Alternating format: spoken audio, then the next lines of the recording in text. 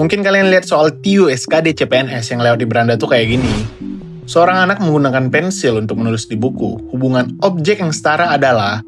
Kalian pasti jawab B. Seorang anak menggunakan krayon untuk mewarnai gambar. Ini soal masih mudah dan cupu. Karena soal TIU CPNS yang asli sekarang nggak segampang ini guys. Kalau di ujian benarannya, bentuknya udah kayak gini. Seorang tukang menggunakan palu untuk memukul paku agar dapat menancap pada kayu. Hubungan objek yang setara adalah, kalian bisa stop video ini dan langsung jawab. Dan pada intinya, inilah soal yang bakal keluar di SKD CPNS. Gimana? Gokil? Aman? Apa jawabannya? Bingung kan? Ayo kita bahas satu-satu ya. Kalau misalnya kalian jawab A, ini salah.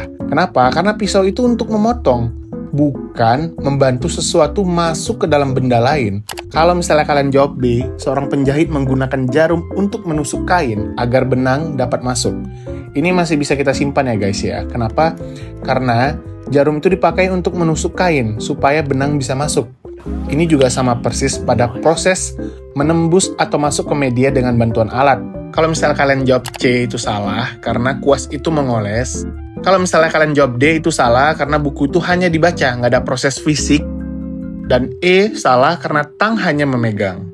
Dan jawaban yang benar adalah B, karena jarum itu dipakai untuk menusuk kain supaya benang bisa masuk. Jadi ini sama persis, prosesnya itu menembus atau masuk ke media dengan menggunakan alat.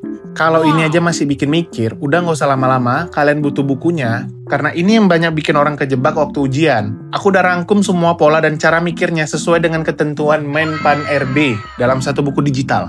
Kalau kalian serius mau lolos, ambil sekarang. Link pembelian ada di bio TikTok, Instagram, atau deskripsi YouTube, tergantung lu nonton dari mana. Kalau kalian merasa konten ini bermanfaat, silakan like, share, dan follow. Terima kasih guys.